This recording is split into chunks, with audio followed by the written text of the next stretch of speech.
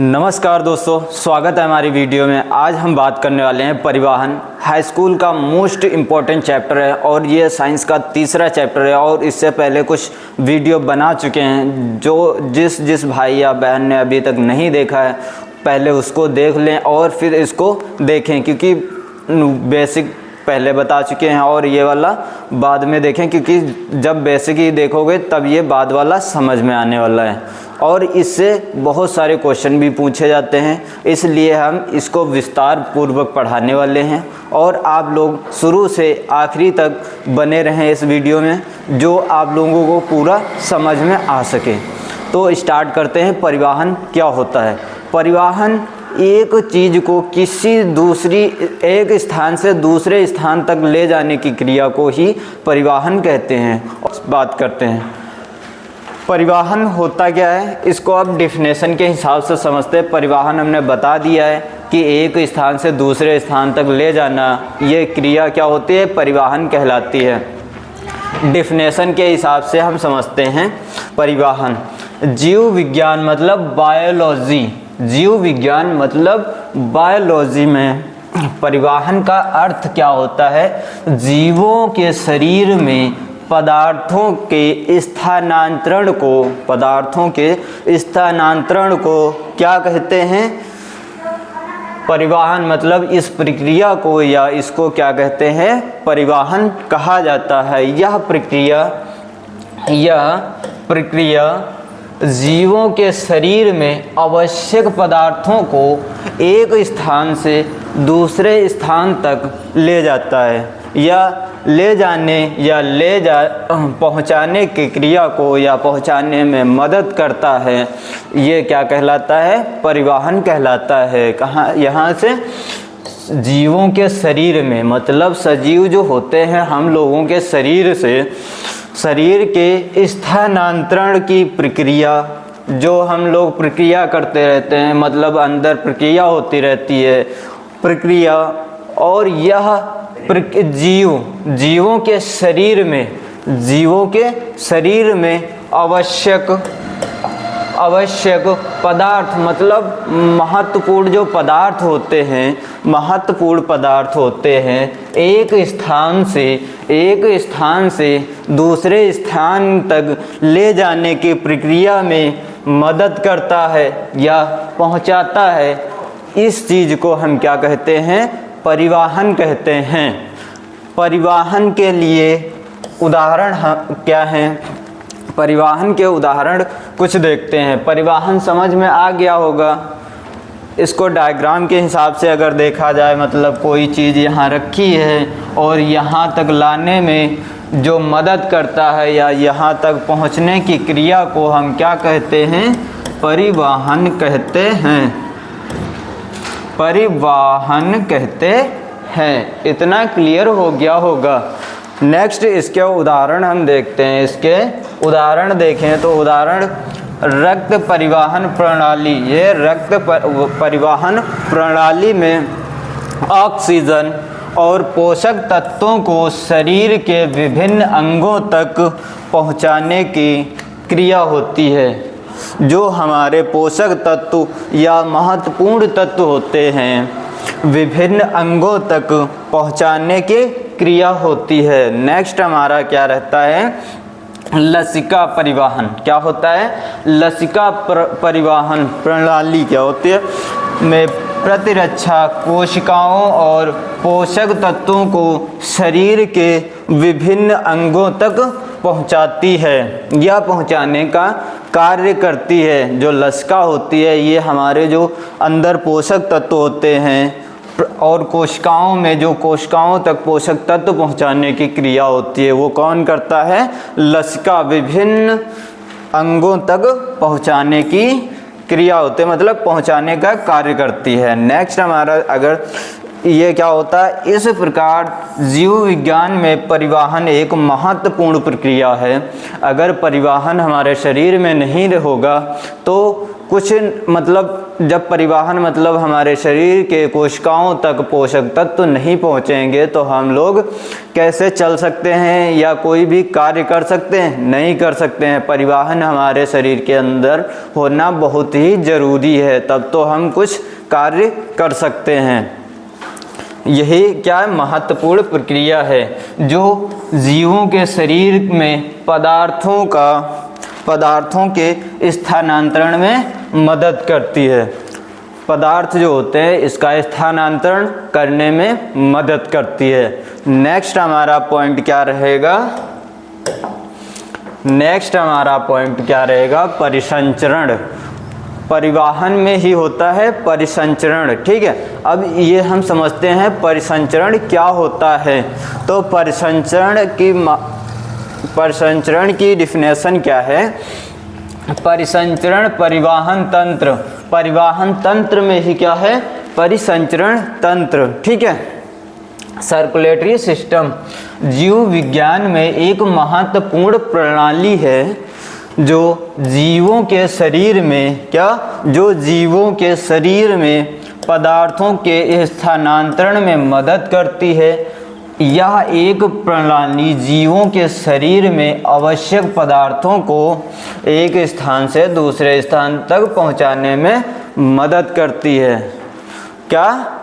आवश्यक पदार्थों को एक स्थान से दूसरे स्थान तक पहुंचाने में मदद करती है। परिसंचरण तंत्र कहते हैं उसको। क्या कहते हैं? परिसंचरण तंत्र कहते हैं। सर्कुलेटरी सिस्टम कहा जाता है। इसके प्रकार क्या होते हैं ये इसके आगे समझते हैं। इसके प्रकार, इसके और क्या हो सकता है, सारा समझते हैं।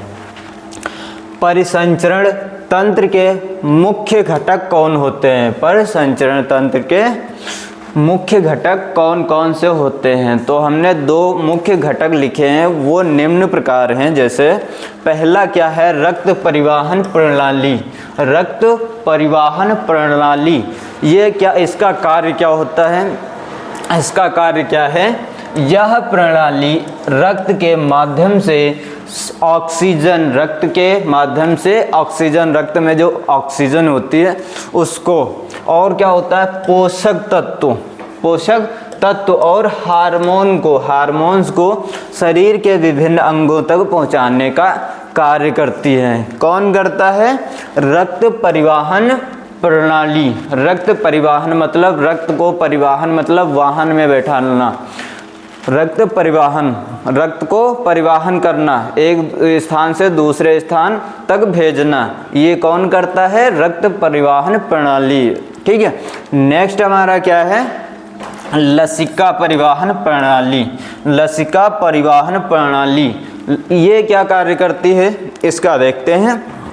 यह प्रणाली लसिका के माध्यम से, यह जो प्रणाली होती है लसिका के माध्यम से प्रतिरक्षा कोशिकाओं और पोषक तत्वों को शरीर के विभिन्न अंगों तक पहुंचाने में मदद करती है या पहुंचाती है। कौन पहुंचाता है? लसिका परिवहन करती है, ठीक है।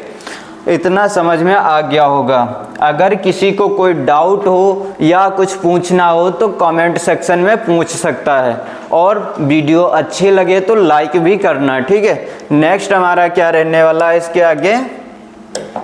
परिसंचरण तंत्र कितने प्रकार के होते हैं? तो परिसंचरण तंत्र हमारे 2 प्रकार के होते हैं। कितने?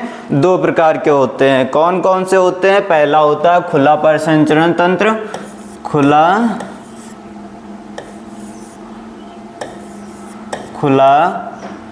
परिसंचरण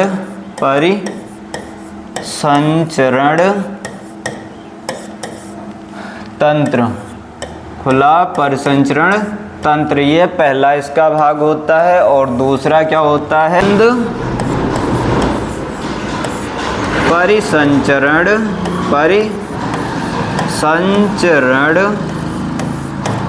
तंत्र। इसके 2 भाग होते हैं। पहला क्या होता है? खुला परिसंचरण तंत्र, और दूसरा क्या होता है? बंद परिसंचरण तंत्र, ठीक है। खुला परिसंचरण तंत्र में क्या होता है? खुला मतलब कीड़े मकोड़ों में क्या होता है? खुला परिसंचरण तंत्र होता है, मतलब खुला जो ब्लड होता है मतलब खून होता है, रक्त होता है, इसका खुला परिसंचरण होता है, ठीक है। दूसरे में क्या होता है, बंद परिसंचरण तंत्र।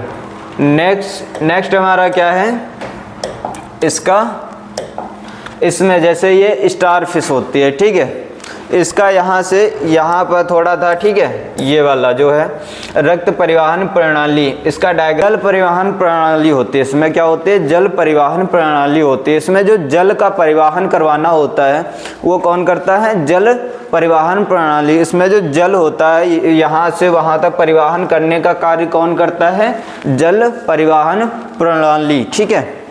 ये क्या है हमारी स्टार फिश, क्या होती है स्टार फिश, ये हमारी स्टार फिश।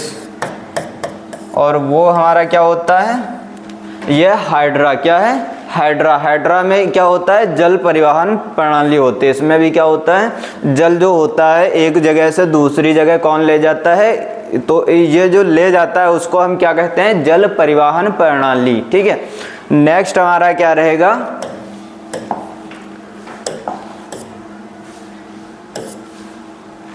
नेक्स्ट जो हमारा रक्त परिवहन प्रणाली होती है, रक्त परिवहन प्रणाली। पहला क्या हो गया, जल परिवहन प्रणाली, और दूसरा क्या है, रक्त परिवहन प्रणाली। रक्त परिवहन प्रणाली किसमें, मनुष्य में देखते हैं। तो मनुष्य में जो रक्त परिवहन होता है, इसका जो रक्त परिवहन होता है वो कौन करवाता है, हृदय जो हार्ट होता है, ठीक है। और रक्त होता क्या है, रक्त एक प्रकार का क्षारीय पदार्थ होता है, ठीक है। रक्त के बारे में हम दूसरी वीडियो में बताएंगे, और रक्त जो पूरा चैप्टर होगा वो पूरी वीडियो हम बनाएंगे, ठीक है। इसमें पहले हम ये वाला पढ़ते हैं। दूसरी वीडियो देखने के लिए हमारा चैनल सब्सक्राइब करना, ठीक है। और जब हम वीडियो डालेंगे तो तुरंत आपके पास आ जाएगी।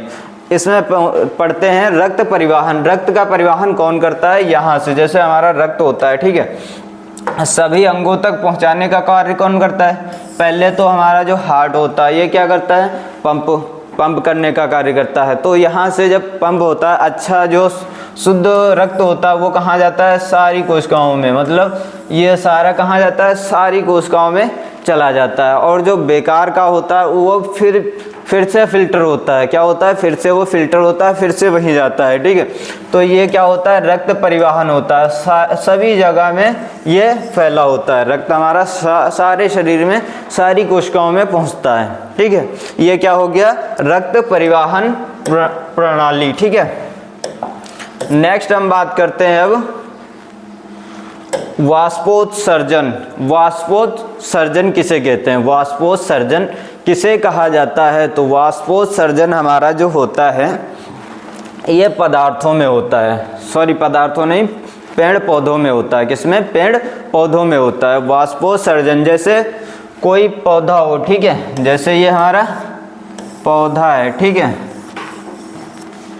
और यहाँ पर ये क्या निकली हुई है, जड़ें इसकी, क्या है, जड़ इसकी निकली हुई है, ठीक है।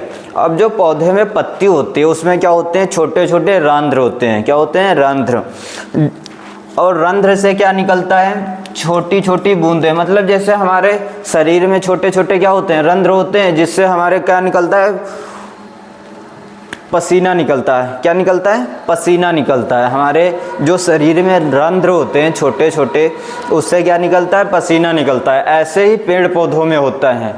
पेड़ पौधों में क्या होते हैं, रंध्र होते हैं छोटे छोटे, उससे क्या निकलता है, पानी निकलता है, ठीक है, जिसको हमारे वहाँ क्या बोलते हैं, इसको बोलते हैं ओस बोला जाता है। क्या बोला जाता है, ओस। आपके वहाँ क्या बोला जाता है, कमेंट सेक्शन में ज़रूर बताना। हमारे वहाँ क्या बोलते हैं, ओस बोलते हैं। और ये कहाँ से निकलती है, पेड़ पौधों के जो पत्तियों में जो रंध्र होते हैं, ठीक है, वहाँ से निकलती है। तो सीधी सी बात क्या हो जाएगी वाष्पोत्सर्जन की, जो पेड़ पौधे अपने शरीर से वाष्प बाहर निकालते हैं या जल बाहर निकालते हैं, उस क्रिया को क्या कहते हैं, वाष्पोत्सर्जन कहा जाता है, ठीक है। क्लियर हुआ। इसकी हेडिंग लिखनी है, जैसे हेडिंग लिखना हो, ठीक है, तो क्या लिखेंगे हम, पेड़ पौधे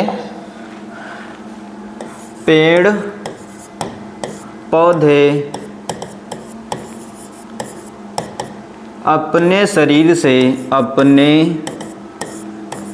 शरीर से जो जल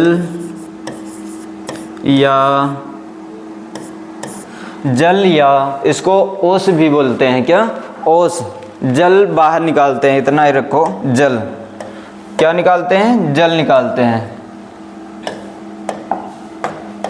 जल अपने शरीर से जल बाहर निकालने की क्रिया को, बाहर निकालने की क्रिया को, बाहर निकालने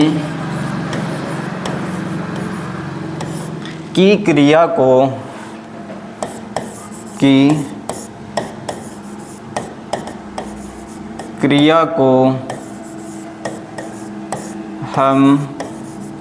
हम क्या कहते हैं, वाष्पोत्सर्जन। क्या कहते हैं, वाष्पोत्सर्जन कहा जाता है। क्या कहा जाता है,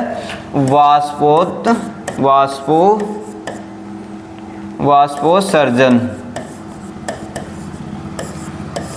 कहते हैं या कहा जाता है। ठीक है, वाष्पोत्सर्जन किसे कहते हैं, जो पेड़ पौधे अपने शरीर से पानी निकालते हैं या जल निकालते हैं, इस क्रिया को हम क्या कहेंगे, वाष्पोत्सर्जन कहते हैं। ठीक है, आगे हम समझते हैं इसके आगे क्या होता है।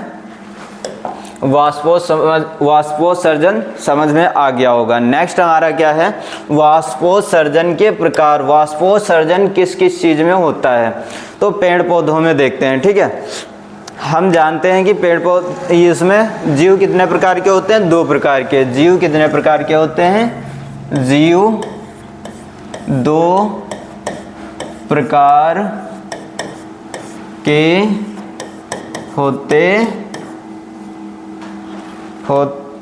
होते हैं, प्रकार के होते हैं। कौन कौन से होते हैं, पहला पेड़ पौधे, मतलब प्लांट। क्या होता है, प्लांट, पेड़ पौधे। ठीक है, पहला क्या हो गया, प्लांट। दूसरा क्या होता है, एनिमल्स, जीव, सजीव। ठीक है, सजीव में सजीव, एनिमल्स, क्या एनिमल्स। ठीक है, अब दोनों में देखेंगे, पेड़ पौधों में देखेंगे और एनिमल्स में देखेंगे। ठीक है, प्लांट्स में और एनिमल्स में। तो प्लांट्स में, एनिमल्स में तो होते हैं जैसे हार्ट हो गया, हृदय हो गया, रक्तवाहिनी हो गया, इससे तो हो जाता है। ठीक है, इससे क्या होता है, हो जाता है। और इसमें क्या होता है, पेड़ पौधों में कौन करता है, भोजन कौन पहुंचाता है, ये सारा हम देखेंगे। भोजन कौन पहुंचाता है और पेड़ पौधों में जल कहाँ से पहुंचता है। ठीक है, ये सारा हम देखेंगे, क्योंकि पेड़ पौधों में ये तो जटिल हो गए। ठीक है, ये क्या होते हैं, जटिल होते हैं। अब इसमें तो नली होती नहीं है, ना ही क्या होते हैं, कोई पाइप पड़ी होती है, और ना ही कोई आंत वगैरह होगी। ठीक है, तो इसमें हम देखते हैं कैसे होता है वाष्पोत्सर्जन। ठीक है, तो पेड़ पौधों में हम देखते हैं कैसे होगा इसमें वाष्पोत्सर्जन। ठीक है, इसमें मुख्य रूप से किसका किसका कार्य होता है वाष्पोत्सर्जन करने के लिए। पहला क्या होता है, जाइलम। क्या होता है, इसमें पेड़ पौधों में क्या पाया जाता है, जाइलम पाया जाता है। क्या होता है, जाइलम। पहला क्या हो गया, जाइलम। दूसरा क्या होता है, फ्लोएम। क्या होता है, फ्लोएम,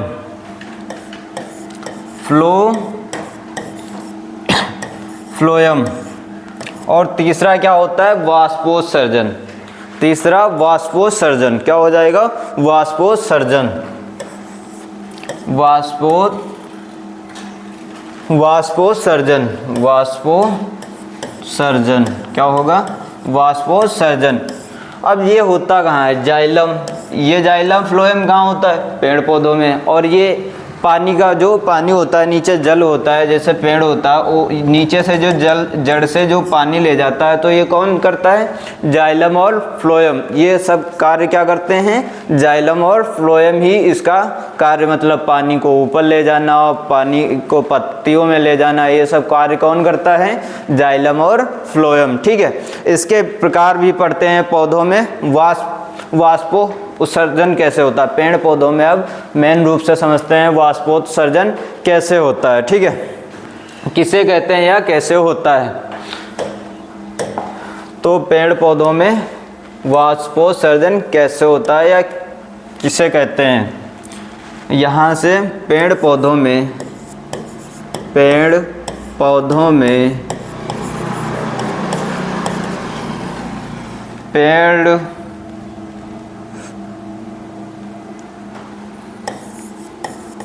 वाष्पोत्सर्जन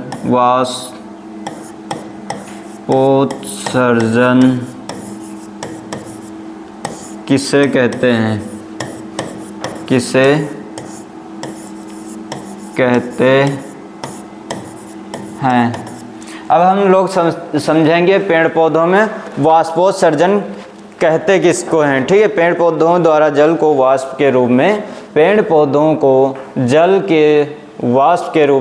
पौधों द्वारा जल को वाष्प के रूप में अपने शरीर से बाहर निकालने की क्रिया को वाष्पोत्सर्जन कहते हैं। ये पहले भी बता चुके हैं, फिर भी हम डिटेल से अब इसको बताने वाले हैं। वाष्पोत्सर्जन कहते किसे हैं या पेड़ पौधों में वाष्पोत्सर्जन होता कैसे है? ठीक है, पेड़ पौधों द्वारा जल को अपने शरीर से बाहर निकालने की क्रिया को वाष्पोत्सर्जन कहते हैं। ये हम डेफिनेशन लिखवा चुके हैं। ठीक है, नेक्स्ट हम बात करने वाले हैं इसके बारे में, वाष्प पत्तियों के रंध्र से जो होता है, रंध्र को क्या कहते हैं? स्टोमेटा। ठीक है, स्टोमेटा किसको कहते हैं? जो पत्तियों में रंध्र होते हैं छोटे छोटे, उसको क्या कहते हैं? स्टोमेटा। और ये कैसे होता है, इसको हम डिटेल से अब फिर से पढ़ने वाले हैं। तो जैसे होता है मकई का पौधा होता है। ठीक है, वाष्पोत्सर्जन, एक पेड़ अपनी वाष्प कितनी निकाल सकता है, ये हम थोड़ा समझ लेते हैं। एक पेड़ वाष्प कितनी निकाल सकता है? जैसे एक मकई का पौधा होता है। किसका? मकई का पौधा।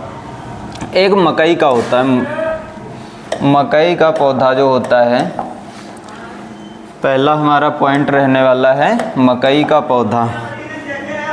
पहला पॉइंट हमारा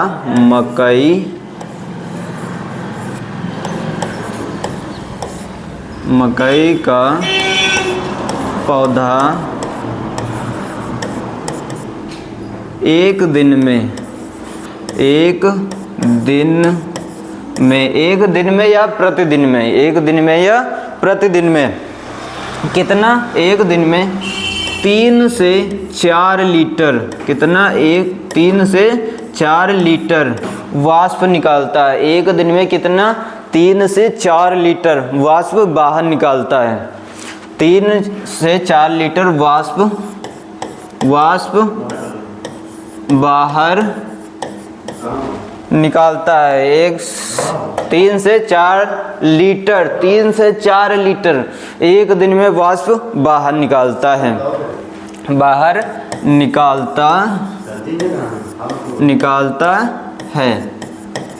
अगर यही हम बात करें सेब के पेड़ की, सेब का जो पौधा होता है वो कितनी वाष्प निकालेगा? ठीक है, तो उसकी हम बात करते हैं। अगर एक सेब का पौधा, मान लिया ये दूसरा पॉइंट, सेब का पौधा, एक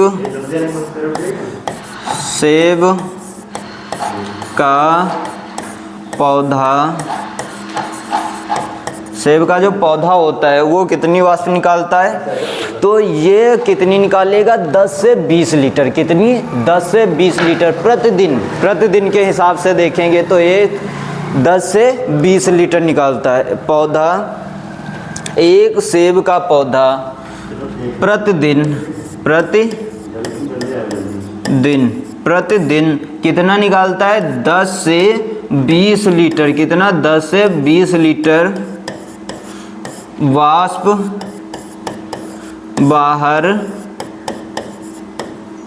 बाहर निकालता है। कितना? 10 से 20 लीटर वाष्प बाहर निकालता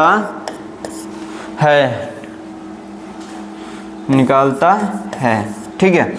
और ये जो पेड़ होता है, पौधा होता है, इसका जो सेब का, ये पूरे जीवन काल में अपने से 100 गुना ज़्यादा वाष्प बाहर निकाल देता है। कितना? अपने से 100 गुना, अपने से 100 गुना वाष्प को बाहर निकाल देता है। इतना क्लियर हो गया होगा, ठीक है। अब जाइलम फ्लोएम, अब जटिल पदार्थ, ठीक है, इतना समझ में आ गया होगा। मकई का पौधा कितना निकालता है अपने, मतलब प्रतिदिन कितना निकालता है? 3 से 4 लीटर। और जो पेड़ होता है उसका, सेब का जो पौधा होता है, ये कितना एक दिन में, मतलब प्रतिदिन में कितना निकालता है वाष्प?